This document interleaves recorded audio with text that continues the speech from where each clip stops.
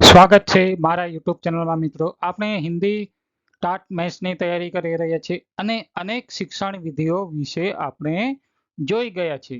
આજે આપણે ગદ્ય શિક્ષણની વિધિઓ વિશે શીખવાના છે કે ગદ્ય શિક્ષણ ભણાવતા સમયે કઈ કઈ વિધિઓ ઉપયોગમાં લાવવામાં આવે છે. આના પહેલા પણ મેં પદ્ય શિક્ષણની વિધિઓ વિશેનો એક વિડીયો અપલોડ કર્યો છે, તે પણ તમે જોઈ શકો છો.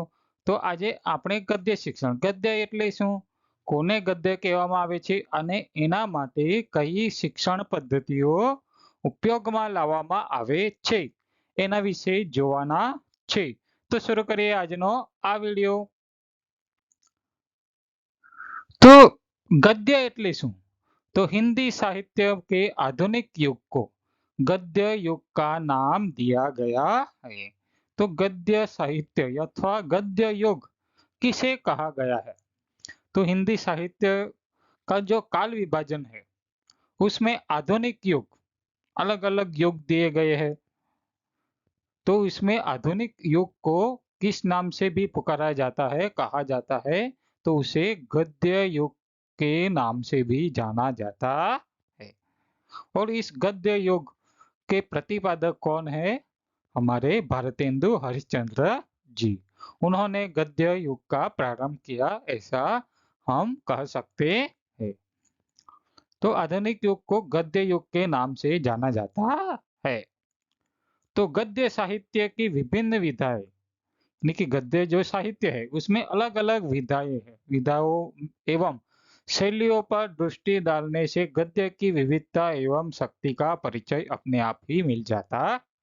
यानी गद्य जो साहित्य है उसमें जो विभिन्न विधाएं जो है एवं उसकी शैली पर हम जब दृष्टि डालते हैं तो उस गद्य की विविधता एवं शक्ति का परिचय हमें मिल जाता है. तो गद्य में कौन कौन सी विधाएं है उसके बारे में चर्चा करें. तो गद्य की विभिन्न विधाओं में एक है निबंध, कहानी, उपन्यास, नाटक, एकांकी, जीवनी, आत्मकथा, यात्रा अथवा संस्मरण, रेखाचित्र, आलोचना इत्यादि प्रमुख है. ये गद्य साहित्य की विभिन्न विधाएं है.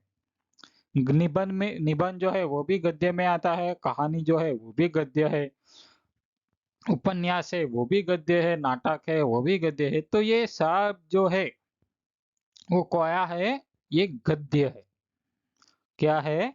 ये सभी के सभी गद्य है. साहित्य का सर्वोत्तम रूप गद्य है. यानी जो साहित्य का सर्वोत्तम जो रूप है वो गद्य है. गद्य जब हम पढ़ते हैं तो उसका चित्र हमारे समक्ष, सामने आंखों के समक्ष खड़ा हो जाता है.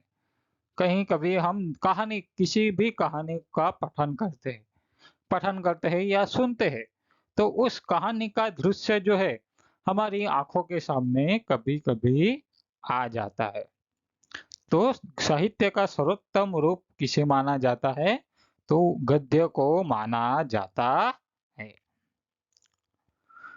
इसमें विचारों को प्रभावशाली ढंग से भाषा सर्वमान्य भाषा में प्रयोग किया गया है. इसमें जो भाषा है तो किस प्रकार विचारों को प्रभावशाली ढंग से सर्वमान्य भाषा में प्रयोग किया जाता है.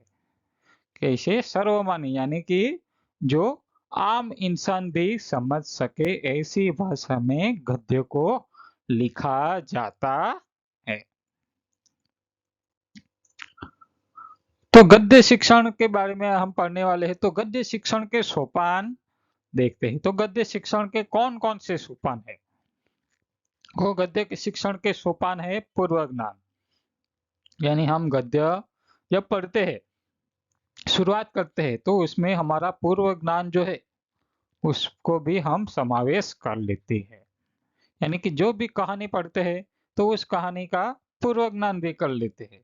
यानी कि जो कहानी का कथा वस्तु है, पढ़ते पढ़ते हमें पिछली जो कहानी पढ़ी थी या उससे भी आगे कुछ भी पढ़ा हो तो उसके बारे में पता चल जाता है.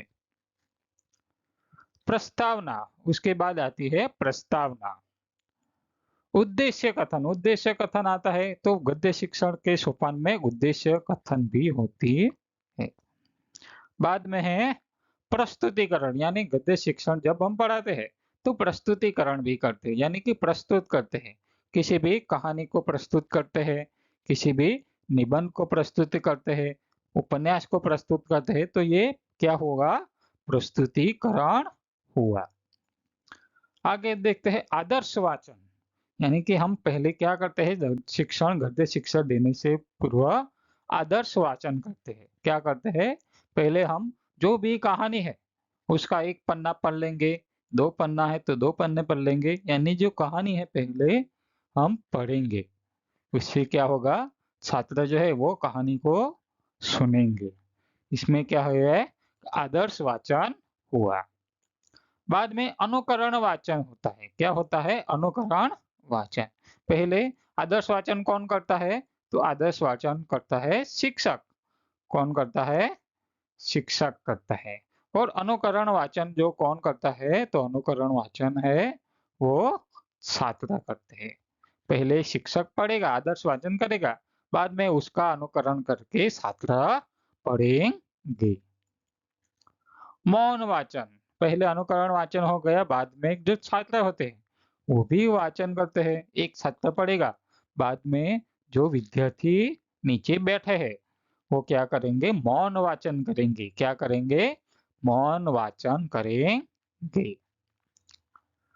बाद में है बोध प्रश्न, यानी कि जो गद्य है, जो भी गद्य हम सिखाते हैं उसमें से प्रश्न पूछेंगे, बोध प्रश्न। बाद में है पुनरावृत्ति, यानी कि पुनरावृत्ति भी करेंगे।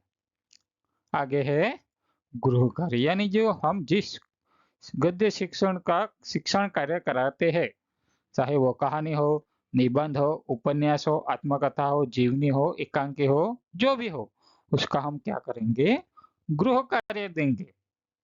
तो वो हुआ गृह कार्य। आगे देखते हैं गद्य शिक्षण की विधियां। तो गद्य शिक्षण की विधियां कौन कौन सी है, तो किस प्रकार हम गद्य शिक्षण दे सकते हैं। कहानी हो, नाटक हो, कोई भी विधा को हम सिखाने से किस विधि का प्रयोग करेंगे, तो उसके बारे में चर्चा करते हैं। तो पहली है अर्थकथन प्रणाली। पहली कौन सी प्रणाली है, अर्थकथन प्रणाली अथवा अर्थकथन विधि। तो इस प्रणाली में अध्यापक गद्यांशों का पठन करता है। क्या करता है, जो अर्थकथन प्रणाली है उसमें शिक्षक क्या करता है, पहले गद्यांशों का पठन करता है और साथ साथ कठिन शब्दों के अर्थ बताता चलता है। क्या करता है, पहले गद्यांश का पठन करता है, बाद में कठिन जो शब्द है उसके अर्थ भी बताता है। बाद में शिक्षक वाक्यों के सरल अर्थ बताता है एवं जहां कहीं आवश्यक होता है वहां भावों को स्पष्ट करने के लिए व्याख्या भी कर देता है। इस विधि में सारा कार्य केवल अध्यापक ही करता है, छात्र को सोचने विचारने का कुछ मौका नहीं मिलता। अतः यह प्रणाली अमनोवैज्ञानिक है। और कथन प्रणाली जो है अमनोवैज्ञानिक कहा जाता है। क्यों, क्योंकि उसमें जो सारा का सारा कौन करता है, तो सिर्फ शिक्षक करते हैं, अध्यापक करता है, इसलिए इसे अमनोवैज्ञानिक प्रणाली भी कह सकते हैं। आगे की प्रणाली देखते हैं, व्याख्या प्रणाली। कौन सी प्रणाली है, व्याख्या प्रणाली। तो इस विधि अर्थ विधि का ही विकसित रूप है। यह जो विधि है व्याख्या प्रणाली या व्याख्या विधि, वो कथन विधि का अर्थ कथन विधि का है विकसित रूप मानी जाती है। इस प्रणाली में अध्यापक शब्दार्थ के साथ साथ शब्दों और भावों की भी व्याख्या करता है। इस प्रणाली में क्या करता है शिक्षक, कि जो शब्दार्थ की व्याख्या करता है, साथ में भावों की भी व्याख्या करता है। वह शब्दों की व्युत्पत्ति की चर्चा करता है, यानी कि जो शब्द है वो कहां से आया है। जैसे कि मैंने डॉक्टर जो शब्द है, कौन सा शब्द, डॉक्टर, तो वो शब्द कहां से आया है, किस भाषा का है, उसकी भी चर्चा व्याख्या प्रणाली में शिक्षक करता है। उसके पर्याय बताता है, उन पर्यायों में भेद करता है, उसके पर्याय यानी समानार्थी शब्द भी बताता है। डॉक्टर तो हम हिंदी में क्या कहेंगे, तो चिकित्सक कहेंगे। तो ये क्या हुआ, पर्यायवाची शब्द, पर्याय है वह, और उस पर्याय का भेद भी करता है। उपसर्ग, प्रत्यय, संधि व समास की व्याख्या करता है। उपसर्ग की भी व्याख्या करता है, प्रत्यय की भी व्याख्या करता है, संधि व समास की भी व्याख्या करता है। शिक्षण सामग्री को स्पष्ट करने के लिए अनेक उदाहरण देता है, यानी जो शिक्षण सामग्री है, जो कथा वस्तु है, जो प्रस्तुतिकरण है, उसे स्पष्ट करने के लिए शिक्षक क्या करता है, अलग अलग उसके अनुरूप अलग अलग उदाहरण देता है एवं अपनी बात के समर्थन में उदाहरण देता है। इस प्रणाली में अधिकांश कार्य स्वयं शिक्षक करता है, छात्र कम सक्रिय रहते हैं। इस प्रणाली में भी क्या होता है कि कौन सक्रिय रहता है, तो शिक्षक अधिकांश रूप से सक्रिय रहता है। बाद में जो छात्र होते हैं वो सक्रिय तो रहते हैं, लेकिन कम से कम समय सक्रिय रहते हैं। आगे की जो प्रणाली है वो है विश्लेषण प्रणाली। कौन सी प्रणाली है, विश्लेषण प्रणाली। इस प्रणाली को प्रश्नोत्तर प्रणाली भी कहा जाता है। इस प्रणाली को कौन सी प्रणाली कहा जाता है, प्रश्नोत्तर प्रणाली। इस प्रणाली में अध्यापक या शिक्षक शब्द एवं भाषा भावों की व्याख्या के लिए प्रश्नोत्तर का सहारा लेता है। तो इस प्रणाली में शिक्षक जो होता है, शब्द एवं भावों की व्याख्या के लिए किसका सहारा लेता है, तो प्रश्नों का सहारा लेता है और छात्रों को स्वयं सोचने और निर्णय निकालने के अवसर प्रदान करता है। तो शिक्षक प्रश्नों के द्वारा छात्रों को सोचने और अवसर निकालने का योगदान देता है। इस विधि में अध्यापक या शिक्षक बच्चों के पूर्व ज्ञान के आधार पर नए ज्ञान का विकास करता है। तो पूर्व ज्ञान के आधार पर ही नए ज्ञान का विकास शिक्षक जो है वो करता है।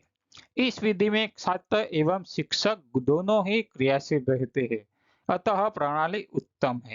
यानी कि विश्लेषण प्रणाली जो है उसमें शिक्षक भी सक्रिय रहता है और छात्र भी सक्रिय रहता है, यानी कि दोनों सक्रिय रहते हैं। इसमें दुई दुई प्रक्रिया होती है, इसलिए उसे उत्तम प्रणाली कही जा सकती है। आगे की जो प्रणाली है वो समीक्षा प्रणाली है। कौन सी प्रणाली है, समीक्षा प्रणाली है। तो इसके बारे में देखते हैं।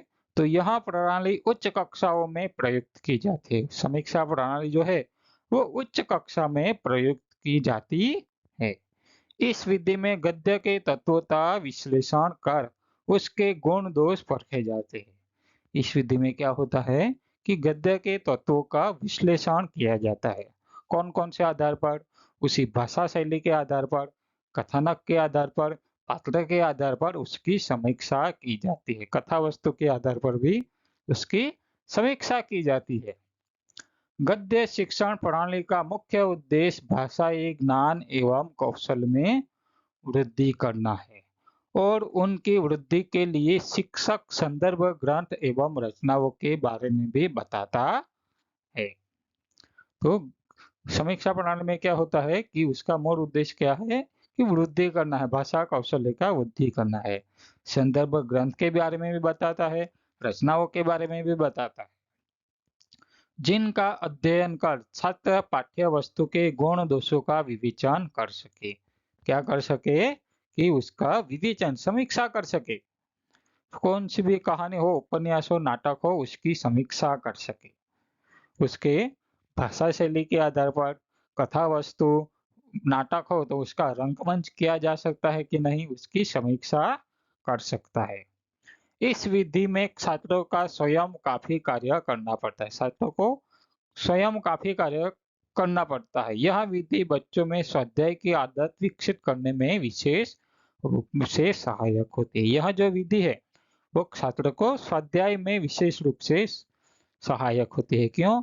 क्योंकि कोई भी कहानी हो, नाटक हो, तो उसकी समीक्षा करने के लिए अलग अलग जो तत्व है, चाहे वो भाषा शैली हो, चाहे वो कथा वस्तु हो, कथानक हो या उसका कुछ भी हो उसके लिए उसे समीक्षा करनी पड़ती है। आगे देखते हैं। तो संयुक्त प्रणाली, गद्य शिक्षण की अन्य प्रणाली में संयुक्त प्रणाली है, इसके बारे में देखते हैं। तो माध्यमिक स्तर पर इन सभी प्रणालियों का आवश्यकता अनुसार मिश्रित रूप से प्रयोग करके हम गद्य शिक्षण को प्रभावशाली बना सकते हैं। भाषाई कौशल्य एवं ज्ञान प्रदान करने के लिए व्याख्या एवं विश्लेषण प्रणाली को संयुक्त रूप से अपनाया जाता है। भाषाई कौशल्य एवं ज्ञान प्रदान करने के लिए हम व्याख्या प्रणाली एवं विश्लेषण प्रणाली को संयुक्त रूप से अपनाते हैं। इस संयुक्त प्रणाली के माध्यम से गद्य पाठों की शिक्षा रोचक, आकर्षक एवं प्रभावशाली ढंग से दी जा सकती है। संयुक्त प्रणाली से हम क्या कर सकते हैं? तो रोचक एवं आकर्षक प्रभावशाली ढंग से गद्य शिक्षण हम विद्यार्थी को दे सकते हैं। तो गद्य शिक्षण के उद्देश्य क्या है? गद्य शिक्षण क्यों देना चाहिए? तो गद्य शिक्षण के उद्देश्य निम्न प्रकार दिए गए हैं। तो व्याकरण सम्मत भाषा का प्रयोग करना, गद्य शिक्षण के उद्देश्य में एक है व्याकरण सम्मत भाषा का प्रयोग करना। शब्दों का प्रभावशाली प्रयोग करना, यानी कि जो शब्द है उसमें प्रभावशाली प्रयोग करना उद्देश्य है। शब्द भंडार में की वृद्धि करना, विद्यार्थी का जो शब्द भंडार है उसकी वृद्धि करना। संक्षिप्त जीवनी लिख सकना, यानी कि जो जीवनी है उसका संक्षिप्त रूप लिख सके विद्यार्थी, यह उद्देश्य है। सभाओं व उत्सवों का प्रविवेचन तैयार करना, यानी जो सभा होती है, उत्सव होता है, उसका हम कह सकते हैं प्रविवेचन तैयार कर सके कि उसके बारे में विद्यार्थी लिख सके। लेखन में सृजनात्मकता व मौलिकता का विकास करना, लेखन में सृजनात्मकता एवं मौलिकता का विकास गद्य शिक्षण के साथ विद्यार्थी कर सकता है। लिपि के मानक रूप का व्यवहार करना, लिपि के जो मानक रूप है, हिंदी की जो मानक रूप है उसका भी व्यवहार विद्यार्थी कर सके, यह उसका उद्देश्य है। रूप विज्ञान तथा ध्वनि विज्ञान के आधार पर शब्दों की वर्तनी का ज्ञान होना, यानी कि जो ध्वनि विज्ञान है हिंदी का, उसके आधार पर वर्तनी का ज्ञान विद्यार्थी को हो, उसका उद्देश्य गद्य शिक्षण में महत्वपूर्ण माना जाता है। शब्दकोश को देखने की योग्यता का विस्तार करना, यानी कि जो शब्दकोश है उसको देखने की योग्यता का विस्तार भी गद्य शिक्षण के माध्यम से विद्यार्थी में हो सकता है। आगे देखते हैं विराम चिन्हों का सही प्रयोग करना, विराम चिन्हों का सही प्रयोग विद्यार्थी कर सके, उसका भी यह उद्देश्य रहता है। शब्दों, मुहावरों और पदबंधों का उपयुक्त प्रयोग करना, यानी कि जो शब्द है, मुहावरे है और पदबंध जो है उसका उपयुक्त प्रयोग विद्यार्थी कर सके। कहाँ मुहावरे का प्रयोग करना है, कहाँ शब्दों का प्रयोग करना है, कहाँ कहावत का प्रयोग करना है, उसका प्रयोग सिखाना गद्य शिक्षण का मुख्य उद्देश्य माना जा सकता है। कह सकते हैं उपयुक्त अनुच्छेदों से बांट कर लिखना, यानी कि जो अनुच्छेद होता है संक्षेपीकरण भी कर सकता है। देखे हुए घटनाओं का वर्णन करना, यानी कि चित्र के आधार पर विद्यार्थी वर्णन कर सके, अथवा कोई भी नाटक हो उसका वर्णन कर सके, कोई भी कहानी हो, कोई भी दृश्य हो उसका वर्णन कर सके। सार, संक्षेपीकरण, भावार्थ, व्याख्या लिखना यह भी कर सकता है। किसी विषय की वर्णनात्मक तथा भावात्मक शैली में अभिव्यक्त करना, कोई भी विषय हो उसके वर्णनात्मक तथा भावात्मक शैली में अभिव्यक्त कर सकना, यह उद्देश्य माना जाता है। पठित रचना की व्याख्या करना, यानी कि जो भी रचना विद्यार्थी ने पढ़ी है, छात्र ने पढ़ी है, उसकी व्याख्या कर सकता है, उसके बारे में अपने शब्दों में कह सकता है। वर्णनात्मक, विवेचनात्मक, भावात्मक शैलियों में निबंध लिखने की क्षमता का विकास करना, यानी कि जो निबंध है उसका लिखने की क्षमता का विकास करना गद्य शिक्षण का उद्देश्य माना जाता है। જો તમને આ વિડીયો ગમ્યો હોય તો વિડીયોને લાઈક કરો, ચેનલને સબસ્ક્રાઇબ કરો અને વિડીયોને બને ત્યાં સુધી વધારેમાં વધારે શેર કરો, જેથી વધારેમાં વધારે વિદ્યાર્થીઓને આ વિડીયોથી આવનારી ટાટ મેથ્સની પરીક્ષામાં લાભ થાય અને વધારેમાં વધારે ગુણ સાથે પાસ થઈ શકે તેના માટે શેર કરો, ચેનલને સબસ્ક્રાઇબ કરવાનું ભૂલતા નહીં, તેથી આવનારા વિડીયોનું નોટિફિકેશન તમને મળતું રહે. ત્યાં સુધી આવજો. ધન્યવાદ. Thank you.